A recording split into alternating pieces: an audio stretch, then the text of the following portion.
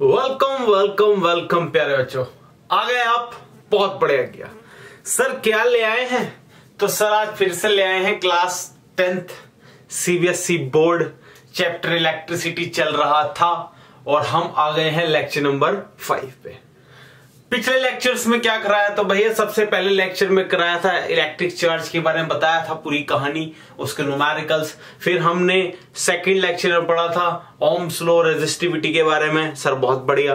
Third lecture में पढ़ा था हमने सीरीज एंड पैरेलल कॉम्बिनेशन और उसके न्यूमेरिकल्स किए थे। और फिर फोर्थ लेक्चर में एडवांस वर्जन किया था सीरीज एंड पैरेलल कॉम्बिनेशन का, कुछ और न्यूमेरिकल्स करके। क्लियर हो रही है बात? बहुत बढ़िया। सर आज क्या कराएंगे?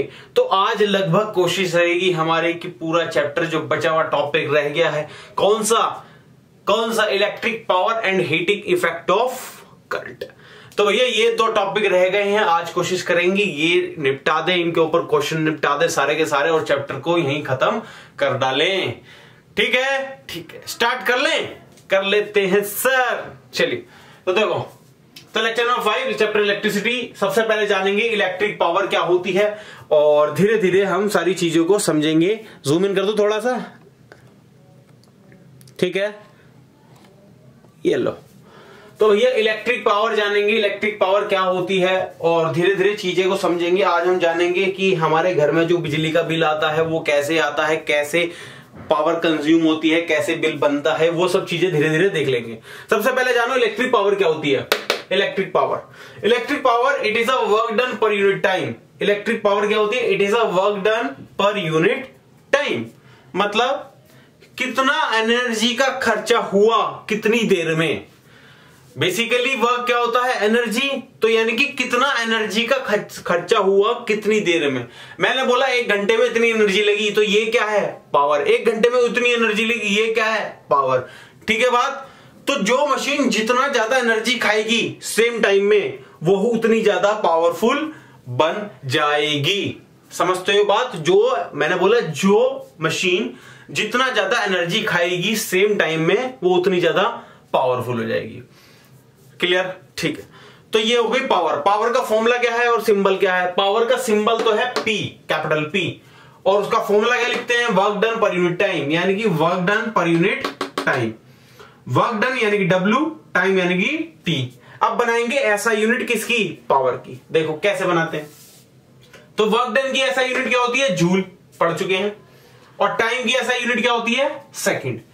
ऐसा यूनिट वर्क डन की जूल और टाइम की सेकंड, यानी कि जूल पर सेकंड किसकी यूनिट हो गई? पावर को। अब इसको एक नया नाम दिया गया जूल पर सेकंड को। जूल पर सेकंड को बोलते हैं हम क्या बच्चों? वॉट। क्या बोलेंगे? वॉट। तो वॉट इज द ऐसा यूनिट ऑफ पावर जिसको हम और क्या बोलते हैं? जूल पर सेकंड। क्लियर हो रही बात? चाहे तो स्क्रीनशॉट ले लो। बहुत बढ़िया। तो पावर समझ में आई? पावर क्या है? पावर हमें बताता है कि भैया इतनी देर में कितनी एनर्जी की खपत हुई है, वो बताता है किसी भी मशीन की क्या? पावर। क्लियर?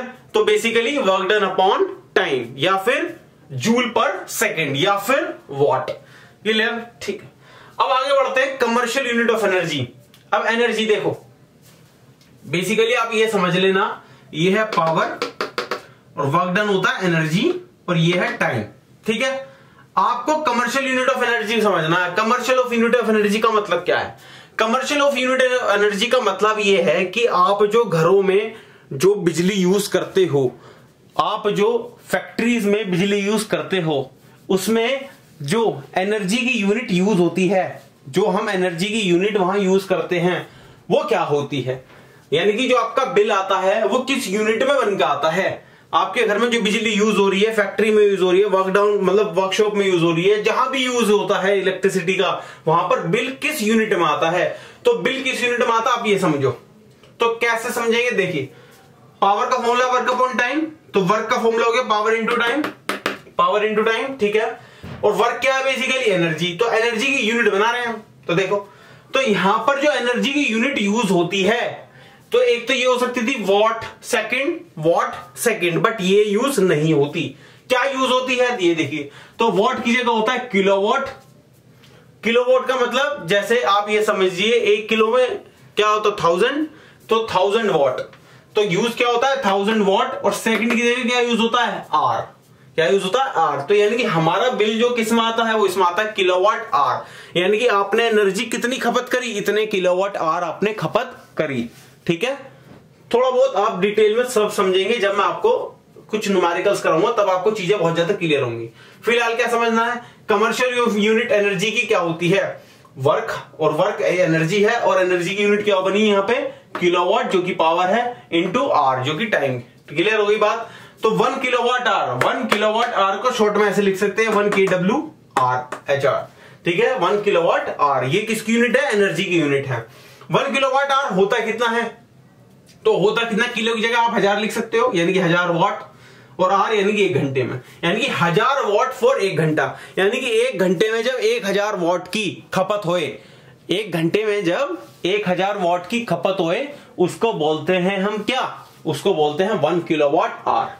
क्लियर हो रही है बात, 1 किलोवाट आर किसको बोलते हैं, यानी कि जब 1 घंटे में 1000 वाट की खपत होती है एनर्जी में, उसको बोलते हैं हम क्या, उसको बोलते हैं 1 किलोवाट आर। अब एक बात और ध्यान दो, 1 किलोवाट आर को शॉर्ट भाषा में, हिंदी भाषा में, या फिर समझो कि ऐसे समझो जैसे बिजली का जो बिल आता है, तो हमारे जो बिजली वाले होते हैं उसमें ये लिखा आता है बिल में कि आपने कितनी यूनिट का खपत किया है, यूनिट के टर्म में आता है। तो 1 किलोवाट आर को हम बोलते हैं बच्चों 1 यूनिट, याद रखेंगे, 1 किलोवाट आर को बोलेंगे 1 यूनिट, यानी कि जब 1 घंटे में 1000 वाट की खपत होगी तो उसको बोलेंगे 1 यूनिट, 1 यूनिट। और हमारे यहां पर बिल कैसे आता है, बिल आता है यूनिट्स में, और 1 यूनिट के कुछ अमाउंट होता है। जैसे एग्जांपल के तौर पर समझो, जैसे ये मेरठ है, तो मेरठ में जो होम पर्पस के लिए बिजली यूज करी जाती है वो पर यूनिट 5 रुपए है, मतलब 1 यूनिट आप खपत करोगे बिजली का तो आपको 5 रुपए चार्ज लगता है सरकार की तरफ से। तो अलग अलग शहरों में ये जो चार्ज है वो अलग अलग हो सकता है, अलग अलग गवर्नमेंट के हिसाब से। तो जैसे मेरठ का एग्जांपल ले लेते हैं कि आप 1 यूनिट खपत करोगे, 1 यूनिट मतलब 1 किलोवाट आर खपत करोगे, तो आपको 1 यूनिट का मतलब है 5 रुपए चार्ज होगा, पर यूनिट 5 रुपए चार्ज सरकार ने डिसाइड करा है। ठीक है, आप मान लो कि एक दिन में मान लो 20 यूनिट खपत करते हो, एक दिन में 20 यूनिट खपत करते हो, यानी कि आपने जो टोटल बिजली चलाई, पंखा चलाया, एसी चलाया, कूलर चलाया, जो भी चीज चलाई, उससे आपने 20 यूनिट की खपत करी एक दिन में। तो 30 दिन में कितनी करी, 60 यूनिट, गलत नहीं, 600 यूनिट। 30 दिन में कितनी करी, कितनी, 20, 6 दूनी 12, 1200 यूनिट। तो 1200 यूनिट आपने खपत करी है कितना, 30 दिन में, यानी कि 1 महीने में आपने 1200 यूनिट की खपत करी।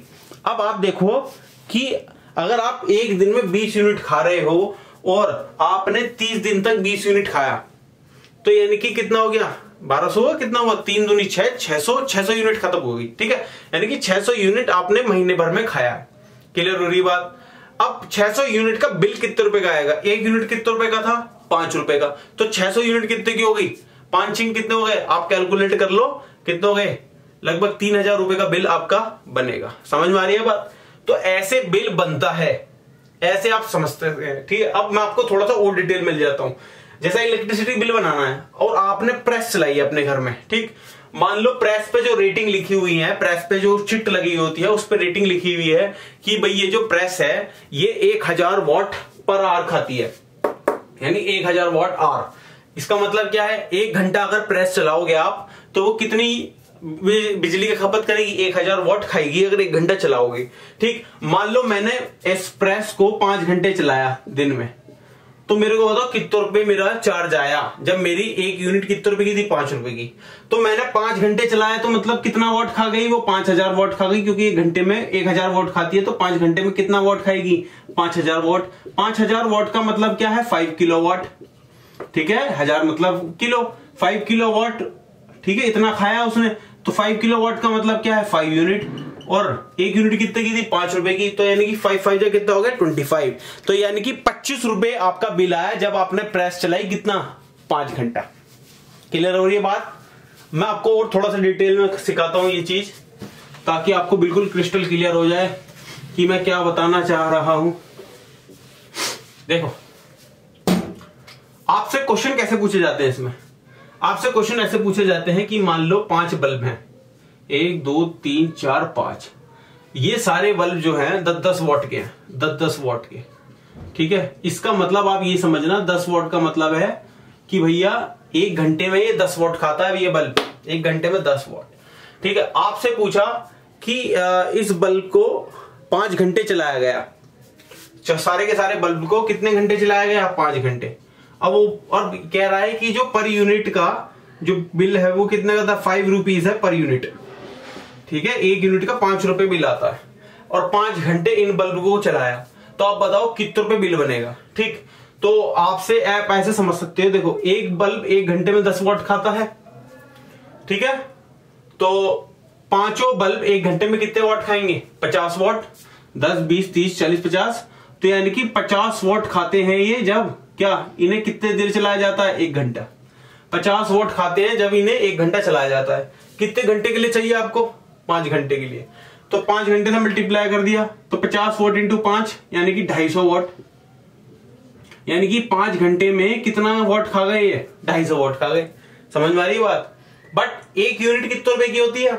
1 यूनिट तो मतलब 1000 वॉट की होती है, और ये 1000 वॉट से क्या है? ये 1000 वॉट से कम है, यानी कि 5 रुपए से कम बिल आएगा। समझते हो बात?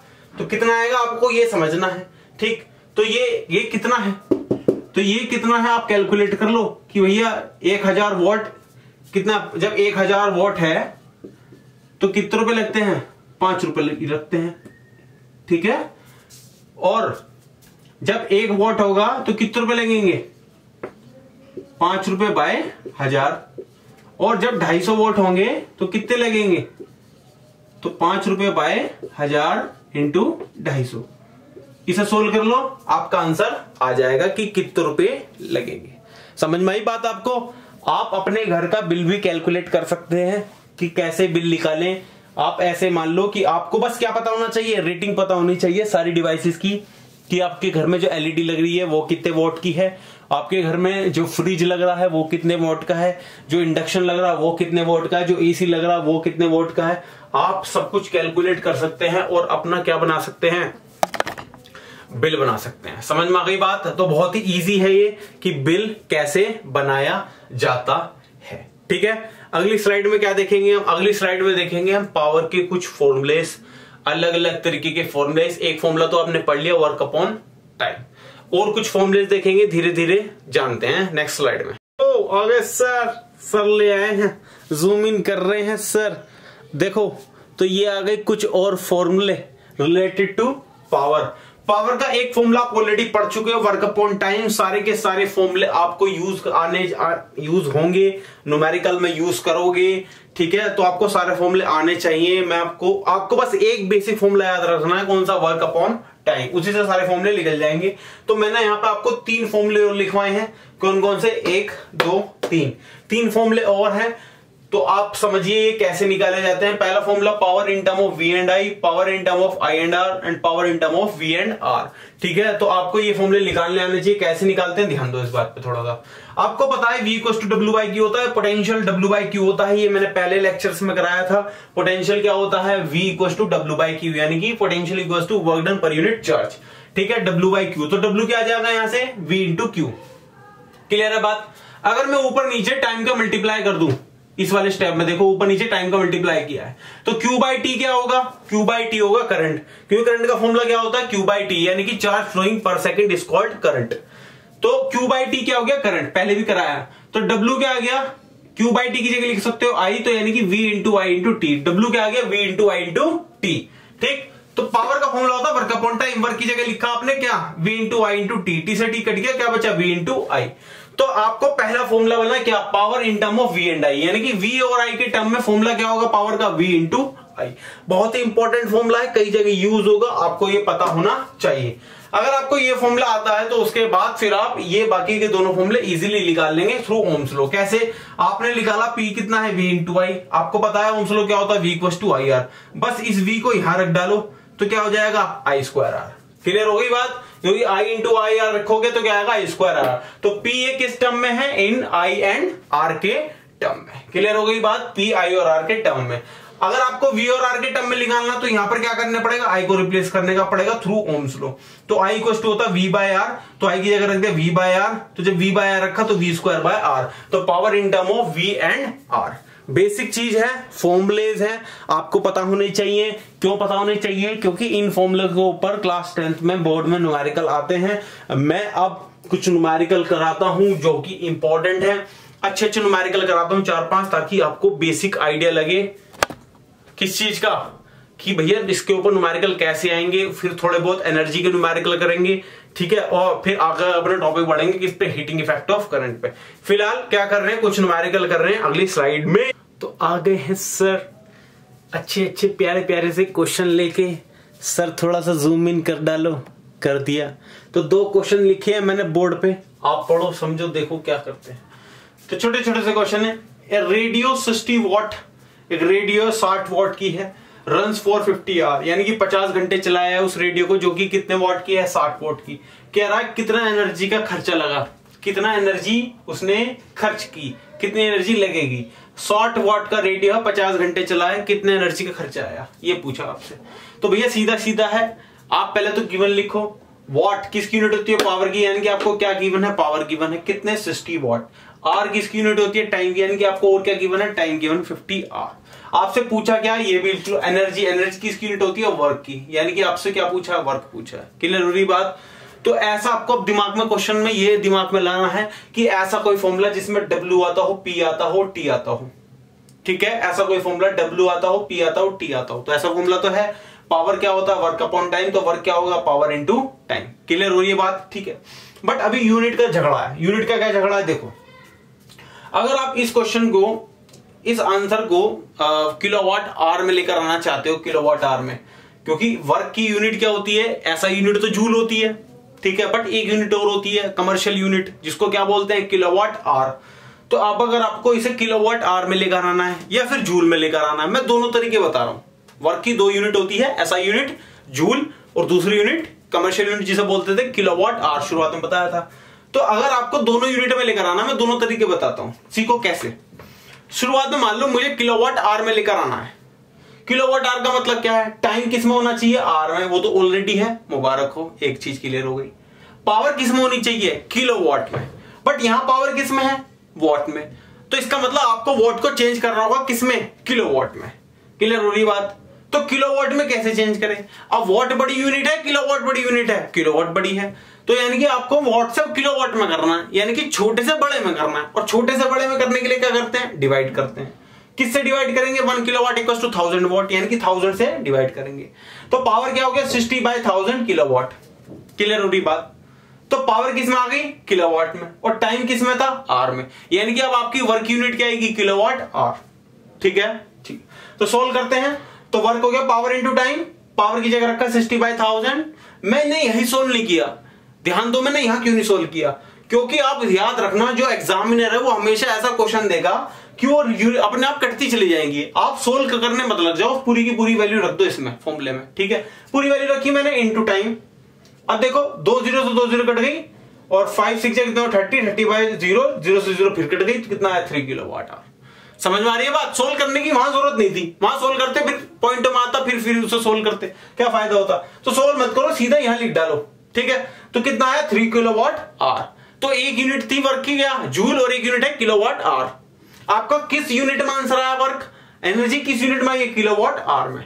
मान लो आपसे पूछता भी जूल में निकालो, तो आप क्या करो, यहां भी चेंज कर सकते थे, अब जो यहां निकाला है तो यहां भी चेंज कर सकते हैं। अब जो मैंने यहां निकाल लिया है मैं इसे ही चेंज करूंगा, देखो कैसे चेंज करूंगा।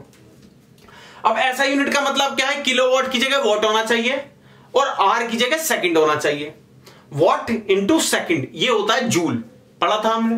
तो आपको इस किलोवाट को किस में करना है, जूल में करने के लिए वॉट में, यानी कि किलोवाट से वॉट में करने के लिए क्या होगा, बड़े से छोटा, यानी कि मल्टीप्लाई। किससे मल्टीप्लाई, 1000 से, तो 1000 से मल्टीप्लाई करी, वॉट बन गया। अब टाइम किस में है, आर में। आर को आपको किस में चेंज करना है, सेकंड में। तो कैसे करोगे, पहले मिनट में करोगे 60 से मल्टीप्लाई करके, फिर मिनट सेकंड में करोगे 60 से मल्टीप्लाई करके, यानी कि 60 इंटू 60। अब किस में बदल गया, वॉट इंटू सेकंड, जिसे क्या कहते हैं, जूल। इसे सोल्व करो, ये आया इतना। अब इसको हम लिख सकते हैं क्या, इसको लिख सकते हैं 1 2 3 4 5 और 6 पॉइंट अगर यहां लगाते हैं तो 6 यूनिट है, यानी कि 10.8 × 10⁻6 जूल। क्लियर हो गई बात। तो ये एक बेसिक सा क्वेश्चन आपसे बच्चों ध्यान रखना, कन्वर्जन जरूर पूछा जा सकता है। आपसे ये भी कहा जा सकता है कि भाई यूनिट आपको गिवन है किसमें, एसआई में, और आपको किस में निकालना है, किलोवाट आवर में निकालना है। तो कन्वर्जन आपको जरूर आना चाहिए। सेकंड क्वेश्चन में देख रहे हैं, चलो सेकंड देखो, बहुत अच्छा सा क्वेश्चन है ये भी, सेकंड वाला सही दिख रहा है। अब देखो क्या रहा है, एक current 4 ampere flows through 12 volt bulb. कोई बल्ब है, उसमें से कितना करंट जा रहा है, 4 एम्पियर करंट जा रहा है, और कितना वोल्ट पे जा रहा है, 12 वोल्ट पे जा रहा है। कह रहा है ये करंट 10 मिनट के लिए गया। आपसे पूछ रहा है कितना एनर्जी का खर्चा हुआ, एनर्जी निकालनी है। एनर्जी निकालने का मतलब क्या है, वर्क निकालना है पहली बात तो, क्वेश्चन मार्क। गिवन क्या क्या है, करंट गिवन है, करंट का सिंबल है यानी कि 4 एम्पियर। वोल्ट दे रखा आपको कितना, 12 वोल्ट, वी दे रखा है, मतलब टाइम दे रखा कितना, 10 मिनट। अब देखो करंट की यूनिट क्या है, ऐसा यूनिट है एम्पियर, वोल्ट की यूनिट क्या है, वो भी ऐसा यूनिट है। तो टाइम की भी किसमें कर ली मैंने, ऐसा यूनिट क्या है, वो सेकंड। तो टाइम कितना था, 10 मिनट, उसे सेकंड में करा, 10 × 60 यानी कि सेकंड। क्लियर हो गई बात। अब आपको क्या करना है, वर्क निकालना है। अब वर्क का ऐसा फॉर्मूला चाहिए आपको जिसमें वी भी आता हो, आई भी आता हो, टी भी आता हो, ऐसा फॉर्मूला चाहिए। तो आपको पता है वर्क का फॉर्मूला क्या होता है, P × T। क्लियर है बात, P × T वर्क का फॉर्मूला है। बट P का फॉर्मूला क्या है, V × I। तो फॉर्मूला क्या बन गया, V × I × T। बहुत बढ़िया। अब तीनों चीज है आपके पास, V की जगह आपने रखा 12, I की जगह आपने रखा 4, और T की जगह रखा 10 × 60। तो वर्क कितना आया, 28800 जूल। क्योंकि ये क्या था, वोल्ट इंटू एम्पियर क्या बना, वॉट। ठीक है, वॉट, V × I है ना, तो ऐसा यूनिट हो गई। तो ऐसा यूनिट क्या होती है पावर की, वॉट। यहां तक ठीक है। और टाइम की ऐसा यूनिट सेकंड, तो वॉट इंटू सेकंड क्या होता है, जूल। तो यहां पर वर्क की ऐसा यूनिट क्या आ गई, जूल। मान लो आपसे बोलता हूं कि भैया इसे कन्वर्ट करो, इसे कन्वर्ट करो किसमें, कन्वर्ट इंटू किलोवाट आवर में। तो अब क्या करें, तो आप देखो यहां पर पावर की यूनिट थी वॉट, वॉट को किस में करना है आपको, किलोवाट में करना है। यानी कि आपको यहां पर वॉट को किस में करना है, किलोवाट में करना है। तो आपको क्या करना पड़ेगा, डिवाइड करना पड़ेगा। किससे डिवाइड करना पड़ेगा, 1000 से। तो इस वर्क को आपने, ये था वर्क, अगर आपको इसे किलोवाट में चेंज करना है तो आपको इसे पहले तो 1000 से डिवाइड करना पड़ेगा। तो ये वॉट से किलोवाट में आया। बट अभी यूनिट क्या है टाइम की, सेकंड। इस सेकंड को भी किसमें चेंज करना पड़ेगा आपको, आर में। तो सेकंड से भी आपको किसमें चेंज करना है, आर में।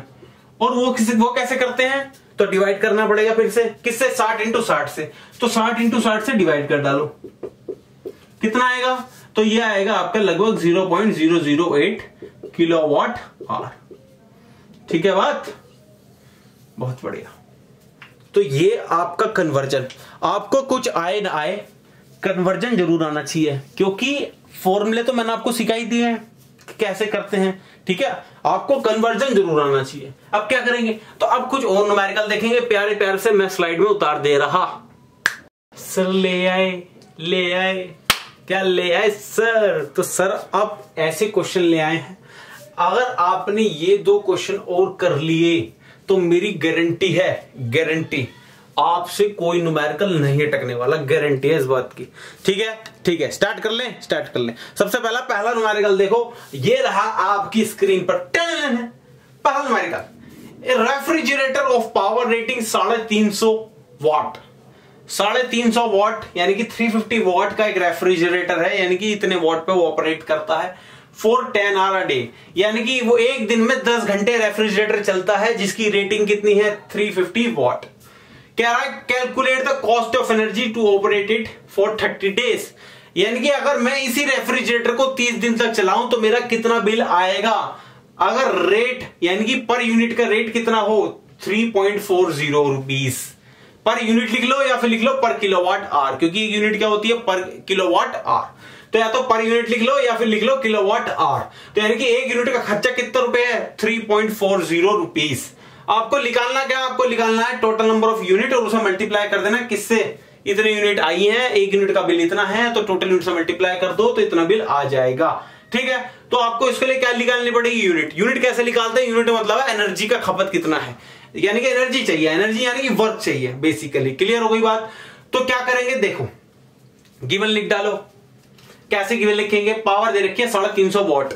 अब ये वॉट में है और हमारी जो एनर्जी है वो हमें किस में चाहिए, किलोवाट आवर में, किलोवाट आवर में, तभी तो मल्टीप्लाई करेंगे रुपीस से, ठीक। तो किलोवाट आवर में यानी कि इसे भी आपको किस में चेंज करना पड़ेगा, किलोवाट में। तो 350 को किलोवाट में चेंज करना है, तो कैसे चेंज करेंगे, तो वॉट को किलोवाट में करने के लिए 1000 से डिवाइड करना है, तो ये आ गया किलोवाट में, पावर आ गया किसमें, किलोवाट में। क्लियर है। अब टाइम एक दिन में कितना घंटे यूज होता है, 10 घंटे, तो 30 दिन में कितना यूज होगा, 10 × 30 यानी कि 300 घंटे पूरे 30 दिन में वो यूज हुआ है। आपके पास पावर है किलोवाट में, आपके पास टाइम है आवर में 300। क्लियर। आपको चाहिए वर्क, एनर्जी, तो एनर्जी क्या होता है, पावर इंटू टाइम। पावर हो गया 350/1000 और टाइम हो गया 300। काटे वो 16 कह रहा कितना है, 105 किलोवाट आवर। मतलब 105 किलोवाट आवर लिख लो या फिर लिख लो 105 यूनिट। कितनी यूनिट खर्चा हुई है, 105 यूनिट खर्चा हुई है। एक यूनिट का पैसा, 1 किलोवाट आवर का पैसा कितना था, 3 रुपए 40 पैसे। और 105 यूनिट का कैसा कितना पैसा होगा, अगर एक यूनिट का इतना है तो 105 यूनिट का कितना होगा, 3.40 × 105 मल्टीप्लाई करा, आंसर आया 357 रुपए। यानी कि एक फ्रिज जो 350 वॉट का था, एक दिन में 10 घंटे चलता है, 30 दिन में कितने रुपए का बिल आएगा। तो फ्रिज के हिसाब से बिल कितने रुपए का आएगा, 357 रुपए। यानी अब आप केवल फ्रिज के ऊपर डिपेंडेंट हैं तो फ्रिज कितने रुपए का बिल देगा आपको महीने में, 350, यानी कि 357 रुपए का बिल। क्लियर हो गई बात। अब एक अच्छा सा सेकंड वाला क्वेश्चन देखें, ये लो, ठीक। सेकंड वाला देखो क्या कह रहा है। सेकंड वाला इससे भी बढ़िया क्वेश्चन है, आपको ध्यान देना, बहुत ही बढ़िया क्वेश्चन है। सेकंड वाला क्वेश्चन देखो, ए बल्ब रेटेड 200 वोल्ट 100 वॉट। ऐसे क्वेश्चन बहुत मिलते हैं बच्चों, ध्यान देना इस बात पे। कह रहा है जो बल्ब है, और पहली बात तो वीडियो को 360 FPS में देखा करो, ठीक है, वीडियो क्वालिटी तक जाएगा, बढ़िया चमकेगा। तो मैंने एक बोला बल्ब है, रेटेड है 200 वोल्ट और 100 वॉट का, यानी कि उसकी वोल्टेज कितनी है, 200 वोल्ट है, और पावर कितनी है, 100 वॉट। ये बल्ब की रेटिंग है, यानी कि 200 वोल्ट पे तो वो ऑपरेट करेगा। आपको जो बिजली आनी चाहिए पीछे से वो कितनी वोल्ट पर आनी चाहिए, 200 वोल्ट पे, और उसे चलने के लिए कितना खर्चा लगता है, 100 वोट का, यानी कि 1 घंटे में 100 वोट खा जाता है वो। क्लियर होगी बात। कह रहा पहले तो इसका रेजिस्टेंस फाइंड करो, फाइंड इट्स रेजिस्टेंस। तो आपको रेजिस्टेंस पता करना है, P दे रखा है, V दे रखा है। आपको ऐसा रिलेशन चाहिए जिसमें P भी आता हो, V भी आता हो, R भी आता हो। क्या हमने ऐसा किया है, तो हमने किया है। तो P कितना होता है, V²/R, तो R कितना होगा, V²/P। यहां से आप निकाल सकते हैं क्या, R। तो V² में रखा 200 × 200 अपॉन P की जगह रखा 100, ये आया कितना, 400 ओम, क्योंकि रेजिस्टेंस यूनिट क्या होती है, ओम। क्लियर हो गई बात। थोड़ा और जूम इन कर दूं, सर घुमा दो थोड़ा सा, ठीक है। अब चलिए आगे देखो, सेकंड पार्ट में क्या कह रहा है कि ऐसे 5 सच बल्ब बर्न्स, कह रहा है 5 सच बल्ब बर्न्स फॉर 4 आवर, यानी कि ऐसे 5 बल्ब हमने जलाए कितनी देर के लिए, 4 घंटे के लिए। कह रहा है कि अब एनर्जी निकालो, कितना एनर्जी वो खपत करेंगे। क्लियर हुई बात। ऐसे 5 बल्ब, तो भैया एक बल्ब कितनी पावर यूज करता था, 100 वोल्ट, तो 5 बल्ब कितनी यूज करेंगे, 100 × 5 यानी कि 500 वोट। 1 घंटे में 5 बल्ब कितने यूज करेंगे, 500 वोट। क्लियर हो गई बात। बट टोटल टाइम कितना यूज किया गया उन्हें, 4 आवर। तो इस वॉट को आपको पहले किस में चेंज कर लेना है, किलोवाट में। तो 500 वोट को आपने वो किलोवाट में चेंज करा, तो 1000 से डिवाइड किया पावर, और टाइम कितने घंटे यूज किया उसे, 4 घंटे, 4 आवर। क्लियर हो गई बात। अब आपके पास पावर, आपके पास टाइम, आप क्या निकाल लो, वर्क P × T। यहां से आपने वर्क निकाला कितना है, 2 किलोवाट आवर, मतलब 2 यूनिट। 4 घंटे चलाएंगे 5 बल्ब को, जो कि 100 वॉट के हैं, तो कितनी यूनिट खा जाएंगे, 2 यूनिट 4 घंटे चलाने पे। तो 1 यूनिट नीचे वाला दिख रहा है। अब देखो 1 यूनिट 1 किलोवाट आवर कितना रुपए की है, 4.60 पैसे की, यानी कि 4 रुपए 60 पैसे की 1 यूनिट है। तो 2 यूनिट यानी कि 2 किलोवाट आवर कितने की होगी, 2 से मल्टीप्लाई कर दो, 9 रुपए 20 पैसे। ठीक हो गई बात, बहुत बढ़िया। तो ये क्वेश्चन बेस्ट था। आप ऐसे क्वेश्चन बहुत सारे कर सकते हैं, मैं डिस्क्रिप्शन बॉक्स में लिंक दे दूंगा, आप करिए, बहुत बढ़िया क्वेश्चंस है। अब बढ़ते हैं किसकी तरफ, हीटिंग इफेक्ट ऑफ करंट की तरफ। ये बहुत ही बढ़िया कॉन्सेप्ट है, पूरा जानिए। अगला स्लाइड आपको मिलेगी किसके ऊपर, हीटिंग इफेक्ट ऑफ करंट। क्या बताएंगे sir heating effect of current में, तो देखियो ध्यान से सुनिएगा। Heating effect of current, physics में कोई भी चीज अगर डेवलप होती है तो वो उसका मेन बेसिक रीजन होता है कि भैया उसकी जरूरत, जब किसी की जरूरत होती है तब उसका आविष्कार होता है। तो heating effect of current one of the application किसकी, करंट की, मतलब one of the uses of current. देखो करंट बेसिकली आप इसमें ऐसा समझेंगे, जब भी करंट किसी रेजिस्टेंस के थ्रू पास कराया जाता है, अब जिस भी बॉडी में बढ़िया रेजिस्टेंस है मैं उसकी बात कर रहा हूं, ठीक है, जब भी करंट किसी बॉडी में पास कराया जाता है और अगर उसमें अच्छा वाला रेजिस्टेंस है तो वो रेजिस्टेंस करंट को रोकने की कोशिश करता है, ये बात पता है हमें, ठीक है, क्योंकि रेजिस्टेंस इज रुकावट in the path of current, पता थी ये बात। तो यानी कि जब भी करंट किसी रेजिस्टेंस के थ्रू पास होता है तो ध्यान दें इस बात पे, वो करंट वहां से नहीं निकल पाता, बट करंट को तो निकलना है। दिक्कत ये आती है कि उसी टाइम पे ना निकल के थोड़ा सा टाइम लग जाता है निकलने में करंट को। इस टाइम के वजह से ही क्या होता है, वहां पर हीट डेवलप होती है। क्यों डेवलप होती है, देखो अब ये करंट चल रहा है ऐसे, मान लो ये कोई ऑब्जेक्ट है, इसके अंदर ऐसे करंट जा रहा है, ये ऐसे बहुत बड़ा निकल रहा है। अब करंट ऐसे जा रहा है तो इलेक्ट्रॉन ऐसे आ रहे होंगे, क्योंकि इलेक्ट्रॉन की डायरेक्शन करंट की डायरेक्शन क्या होती है, अपोजिट होती है। तो करंट ऐसे जा रहा है तो इलेक्ट्रॉन ऐसे आ रहे होंगे, बहुत बढ़िया। अब आप बताओ मेरे को, इन इलेक्ट्रॉन को यहां से निकल के यहां जाना है। अब ये जो वायर है ये वुडन का है। अब ये वुडन क्या है, बेसिकली इंसुलेटर, यानी कि रेजिस्टेंस है बहुत तगड़े वाला, ये इसे जाने नहीं देता। क्लियर हुई बात। तो एक इलेक्ट्रॉन आया, पीछे से उसके पीछे एक और इलेक्ट्रॉन आया, वो इसे धक्का मारेगा, फिर उसके पीछे से एक और इलेक्ट्रॉन आया, वो इसे धक्का मारेगा। अब धक्का मारने से क्या होगा, यहां पे लड़ाई हो जाएगी, और जब लड़ाई होती है तो माहौल कैसा होता है, गर्म होता है। यानी कि इनके जब ये करंट यहां से नहीं जा पाएगा तो यहां पर क्या जनरेट होगी, हीट। इस हीट का हम यूटिलाइजेशन करते हैं, और यूटिलाइजेशन करने के बाद उसे बोलते हैं हीटिंग इफेक्ट ऑफ करंट। मतलब इस हीट का हम अलग अलग जगह यूटिलाइज करेंगे। कहां यूटिलाइज करेंगे भाई, हीट की हमें कहां जरूरत है, तो देखो press is the best example. आप प्रेस को यूज करके अपने कपड़े इस्त्री करते हैं, ये बात सबको पता है, इस्त्री, ठीक है। तो क्या करते हैं आप, उसमें प्रेस को प्लग लगाते हैं, फिर क्या होता है उसमें से करंट जाता है और प्रेस गर्म हो जाती है। ऐसा क्यों गर्म हो जाती है वो, तो इसका मतलब प्रेस के अंदर कोई ऐसा एलिमेंट है जो करंट को पास होने नहीं दे रहा। करंट पास नहीं होगा तो इसका मतलब क्या, वहां पे क्या जनरेट होगी, हीट, और उस हीट का आप यूटिलाइजेशन करते हैं। और कहां यूज करते हैं, हीटर में। बहुत सारे एग्जांपल है जहां पर आप करंट की हेल्प से क्या करते हैं, हीट का बनाते हैं और हीट को यूज करते हैं आगे। तो बेस्ट डेफिनेशन क्या है हीटिंग इफेक्ट ऑफ करंट की, देखो when electric current pass through a resistance, जब भी इलेक्ट्रिक करंट किसी रेजिस्टेंस के थ्रू जाएगा, it produces heat, heat produce होगी। This heat is can be utilise for various purpose, example press, heater. Press और heater जैसे कि मैंने आपको क्या बताया, एग्जांपल किसके लिए, हीट को यूटिलाइज करने के लिए।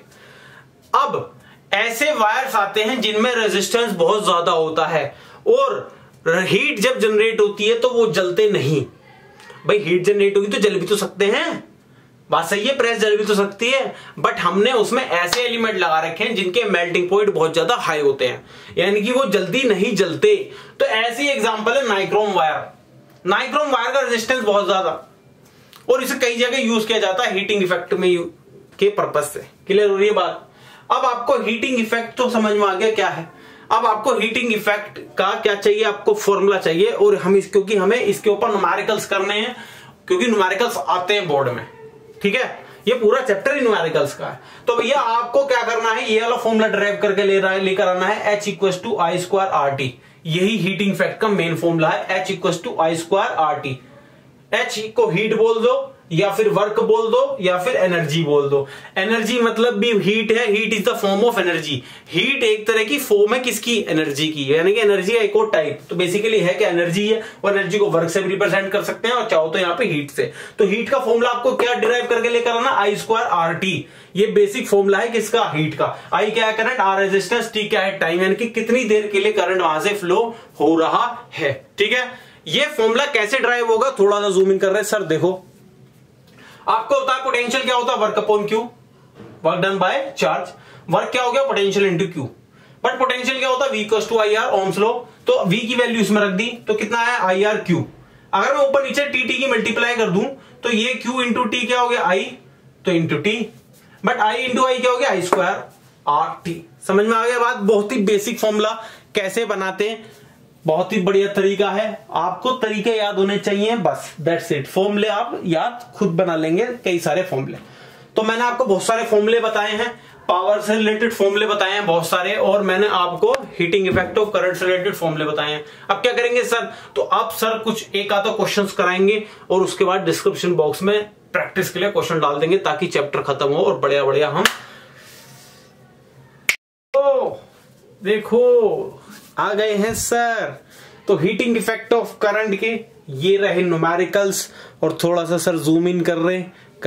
पहला क्वेश्चन देखो a potential 250 volt applied across resistance 500 ohm in an electric iron. कह रहा है कि भैया एक प्रेस है, आयरन है, जिसके अक्रॉस 250 वोल्ट पोटेंशियल लगाया गया है और आयरन का रेजिस्टेंस कितना? 500 ओम। तो V आपको दे दिया 200 वोल्ट, R आपको दे दिया 500 ओम। क्लियर हो गई बात? आपको बोला पहले तो करंट निकालो, तो V और R दे रखा, आपको करंट निकालने की बहुत बड़ी बात नहीं है, ओम्स लो लगाओ, V अपॉन R 200 अपॉन 500 आ गया, यहां तक क्लियर है। उसके बाद पूछ रहा है कि भैया करंट निकालो और हीट निकालो। हीट कितनी प्रोड्यूस हुई आयरन में? 10 सेकंड में। 10 सेकंड में कितनी हीट प्रोड्यूस हुई? तो टाइम दे दिया आपको कितना? 10 सेकंड। तो हीट का फॉर्मूला होता है I स्क्वायर आर टी। आई आपने कितना निकाला? 0.5, उसका स्क्वायर कर दिया। आर आपको पता है कितना? 500 ओम, और टाइम कितना? 10 सेकंड। इसे सोल्व किया कितना है? 1250 जूल। बहुत ही बेसिक क्वेश्चन, ऐसे ही सिंपल क्वेश्चन आ जाते हैं पेपर में, बट बच्चों पे ये भी नहीं हिलते क्योंकि कॉन्सेप्ट पूरा पढ़ा नहीं है। बट आप कौन से चैनल पे हैं? कॉन्सेप्ट वाले चैनल में, ठीक है? तो कॉन्सेप्ट वाले पढ़ते हैं, चलो। तो क्वेश्चन नंबर सेकंड है, calculate heat produce when 96,000 coulomb of charge transfer in 1 hour through 50 volt. क्या कह रहा है? दिख रहा है आपको? दिख रहा है। तो कह रहा है कि भैया 1 घंटे में 50 वोल्ट के थ्रू 96,000 कूलम चार्ज पास हो गया। बताओ कितनी हीट प्रोड्यूस हुई? तो क्या क्या गिवन है? क्यू गिवन है कितना? 96,000। टाइम गिवन है कितना? 1 आवर। 1 आवर को सेकंड में कर लो क्योंकि कूलम क्या है? ऐसा यूनिट किसकी? चार्ज की। तो आर भी किस में कर लो? सेकंड में, क्योंकि टाइम की यूनिट है ऐसा ही 60, सॉरी सेकंड। तो 60 इंटू 60 सेकंड, और पोटेंशियल आपको दे रखा कितना? 50 वोल्ट। आपको क्या पूछी? हीट पूछी। क्लियर हुई बात? हीट के लिए चाहिए आपको I स्क्वायर आर टी। आई चाहिए, R चाहिए ना, I है ना R है, तो I निकालो। I का फॉर्मूला हो गया था Q बाई टी। Q आपको पता है कितना? 96,000। T कितना हो गया? 60 इंटू 60 सोल्व किया, 26.67 एम्पियर I आ गया। ठीक है। R चाहिए आपको, R क्या होता है? V upon I। V आपको दे रखा 50, I आप निकाल चुके हैं 1.87 ओम। क्लियर हो गई बात? I आ गया आपके पास, R आ गया, तो इसमें वैल्यू रखो I square R T. Solve किया, आंसर कितना है? 4788400 जूल। अगर आपको इसे किलो में चेंज करना है तो 1000 से डिवाइड कर दो, यानी कि 4788.4 किलो जूल। क्लियर हो गई बात? ऐसे भी पूछा जा सकता है आपसे कि भैया आंसर जो है किलो जूल में निकालो, तो आपको आना चाहिए। इसी के साथ चैप्टर खत्म हो गया। कौन सा चैप्टर खत्म हो गया? चैप्टर इलेक्ट्रिसिटी क्लास 10th खत्म। 2 चैप्टर मैंने वादा किया था पूरा करा दिया। कौन कौन से? Reflection of light, electricity. Electricity one of the most important chapter है। किसका? क्लास 10th का। न्यूमेरिकल से भरा हुआ। मेरे हिसाब से आपको बहुत बड़ा समझ में आ गया होगा तो कमेंट कर डालेंगे, हमें सर अच्छा लगा, समझ में आया, वरना तो आप सरकार हैं, आपकी चॉइस है। वीडियो अभी भी देख रहे हैं, अच्छी लग रही है तो लाइक कर दो, बेकार लगी तो डिसलाइक कर दो, कुछ सजेशन है तो कमेंट कर दो, चैनल पे नए हो तो सब्सक्राइब कर दो, वरना तो बाय कर।